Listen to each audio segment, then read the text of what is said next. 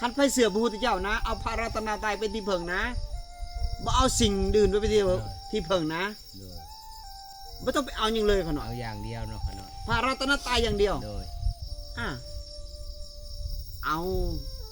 พระพุทธพระธรรมเป็นสารณะเป็นที่พึ่งอันสูงสุดอย่าไปเอาพญานาคอย่าไปเอาผีสร้างนางมาอย่าไปเอาเทวดาอย่าไปเอาลัทธิบูชาหน้ามนต์ลัทธิบูชาภัยผู้แขนบ่เอาขนาดตัดทิมเมดขนาดมันบ่แม่นทางสว่าง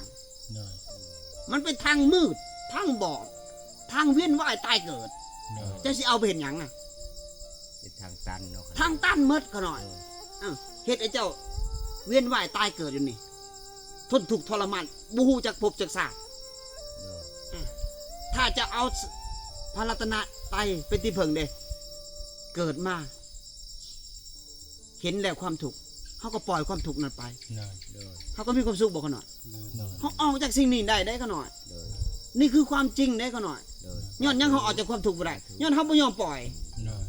เขาฮู้แล้วนี่สิ่งทุกข์เลยยังตัณหายังอยากอยู่อันนี้รากเหง้าของความทุกข์ยังอยากเกิดอยู่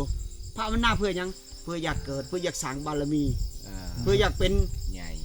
อยากเป็นยังอยากเป็นเจ้าจักรพรรดิก็มีบางคนอยากเป็นเท่าสกะก็มีอยากเป็นจอมเทพก็มีอยากเป็นพรหมก็มีอยากเป็นมนุษย์ก็มี ไม่ต้องปรารถนาก็ได้เนาะ ไม่ต้องปรารถนาอย่างโตปรารถนานะเขาหน่อยโตขัดขวางโตกิเลสตั้งเป้าไว้ไปบ่ฮอดหันเจ้าก็เหนื่อยเจ้าก็ท้อเจ้าก็เมื่อกำลังเดี๋ยวเจ้าก็ผิดหวังไปสู่อบายเขาหน่อยภาวนาเขาหน่อยไม่ได้ตั้งเป้าหมายยังได้เขาหน่อยเขาหน่อยตั้งเป้าหมายอยู่สิ่งเดียวกับบ่ตายก็ให้มันดีบ่ดีให้มันตาย